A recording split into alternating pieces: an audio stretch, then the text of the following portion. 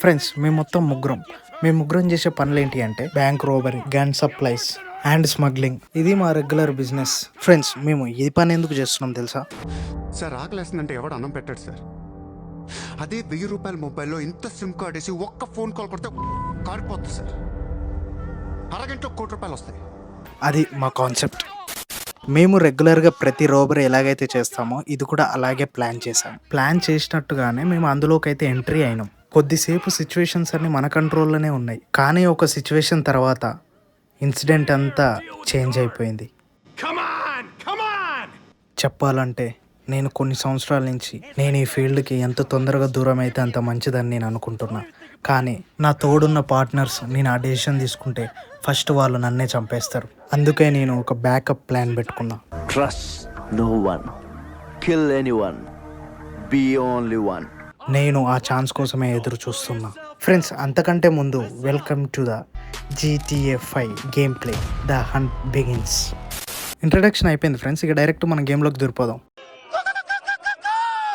ఆ secret locker ఎక్కడుందిరా అని నేను మంచిగా వినలేదు. నేను వార్నింగ్ ఇవ్వాల్సి వచ్చింది. అబే సాలే. కొంచెం రెస్ట్ తీసుకోండి, లేదంటే రెస్ట్ ఇన్ పీస్ అయిపోతారు. అప్పుడు నేను వీళ్ళ ముగ్గురిని చాలా బెదిరించి లోపలికి పోగొత్తి చంపేస్తా అని చెప్పిన.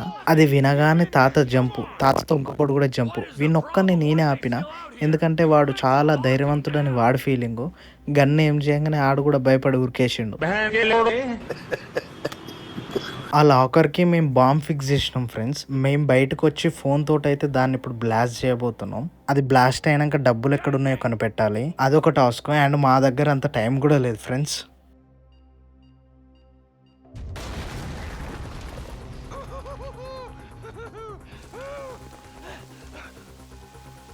అండ్ మేమైతే లోపలికి ఎంట్రీ అయిపోయినాం ఫ్రెండ్స్. మాకైతే టైం లేదు, తొందరగా మేము అది ఎక్కడుందో దొరికించుకొని ఆ డబ్బులు అయితే తీసుకొని వెళ్ళిపోవాలి, లేకపోతే ఇక్కడ మా ప్రాణాలకి ప్రమాదం. ఏం దిక్కుమాలిన ఆలోచన, ఇంత భావదారిద్ర్యం. ఇక్కడ బ్లాస్ట్ అయితే చేసాం, కానీ మేము ఇక్కడ వచ్చే స్మెల్కి ఫస్ట్ మేమే చనిపోయేలా ఉన్నాం, ఎందుకంటే అంత లిక్విడ్ స్మోక్ వస్తుంది దాంట్లో నుంచి, దగ్గు కూడా అవుతలేదు. ఫ్రెండ్స్ మనమైతే లొకేషన్కి వచ్చినాం. మనకి ఎదురుగా డబ్బులు కనిపిస్తున్నాయి. తొందరగా ఇప్పుడు ఆ డబ్బులు ప్యాక్ చేసుకొని ఇక్కడి నుంచి సర్దుకుందాం. ఎంత తొందరగా పోతే అంత మంచిది. రే రండ్రా.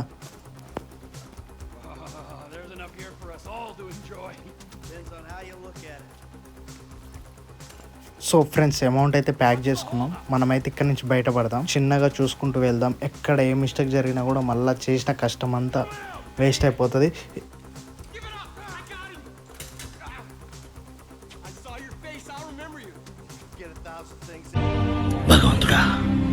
దొరకొద్దురా అని ఎన్ని ప్లాన్లు వేస్తున్నావు, కానీ నేనే దొరుకుతారా? అదేందో నా దరిద్రం. కానీ మావాడు ఛాన్స్ తీసుకోకుండా ఎమ్మటే వాడిని షూట్ చేసి నన్ను సేవ్ చేసిండు, లేకపోతే నా ప్రాణాలు ఎప్పుడో గాల్లో కలిసిపోయేది. Thank you. ఏం చెప్పగలను ఇంతకన్నా. టైం లేదని చెప్పి ఇంకో బ్లాస్ట్ కూడా చేసినాం. అయినా ఫ్రెండ్స్ మేము చేసేదే లంగ పని. వచ్చినావా తీసుకున్నావా వెళ్ళిపోయినావా అన్నట్టే ఉండాలి.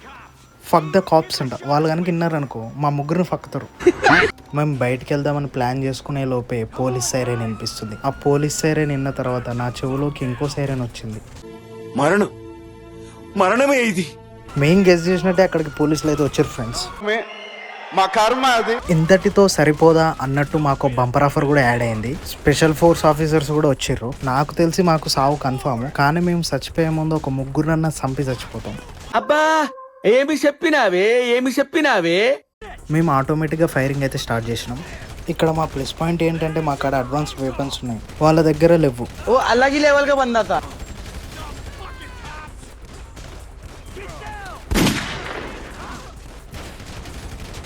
ఆ అడ్వాంటేజ్ తోటైతే మేము కొంతమంది కాప్స్ని అయితే లేపేసినాం. తర్వాతకి ఇంకొంతమంది వచ్చారు, వాళ్ళని కూడా మేము చంపేసినాం. కానీ ఇప్పుడు మా టార్గెట్ ఇక్కడ ఒక్కటే, ఎలా ఎస్కేప్ అవ్వాలని. అందరినీ చంపేసిన తర్వాత మేమైతే మా వెహికల్ దగ్గరికి అయితే తొందరగా వెళ్ళాము. 4వ కోడు మా కోసం కారులో వెయిట్ చేస్తుండు.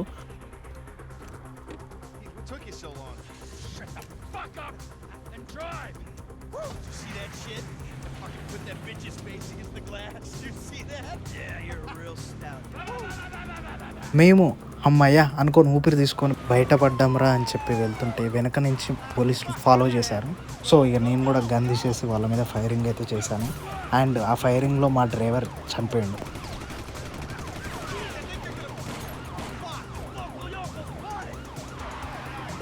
ఇక చేసేది ఏం లేక నేనైతే డ్రైవింగ్ సీట్ అయితే తీసుకున్నా.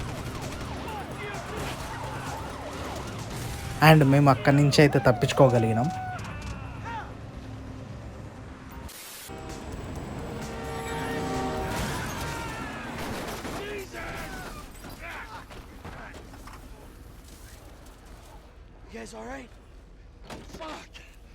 మేము ఇక్కడ నుండి అర్జెంటుగా ఒక సేఫ్ ప్లేస్కి అయితే వెళ్ళాలని డిసైడ్ అయినాం. కానీ మమ్మల్ని ఎవరో దూరం నుంచి ఫాలో చేస్తుర్రని కనిపెట్టలేకపోయాను. చూస్తుండగానే మా ముగ్గురిట్లా ఒకడు తీసుకొని కాల్చాడు. నేను వాడిని కాపాడదామనే సిచ్యువేషన్లో ఉన్నా, కానీ అక్కడ నన్ను కూడా కాల్చేశాడు.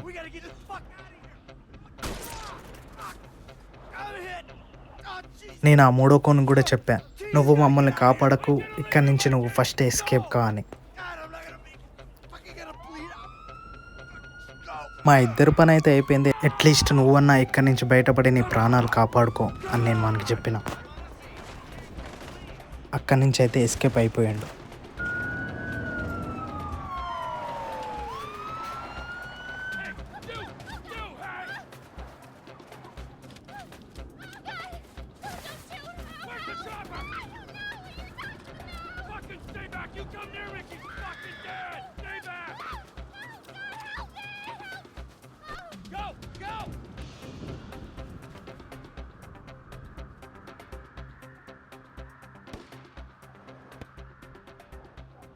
He did not die a hero's death. ఇక్కడ అందరూ నేను చనిపోయాను అని అనుకున్నారు. వీళ్ళకి తెలియని విషయం ఏంటంటే నేను బ్రతికే ఉన్నా నా ఫ్యామిలీ కోసం. You should not judge. నేను బ్రతికున్నానంటే ప్రాబ్లం వస్తుందని చెప్పి నా ఐడెంటిటీ మార్చుకొని తిరుగుతున్నా. Michael is like anybody else. Father, we do not know your infinite mysteries, but we know that you will show mercy to our friend.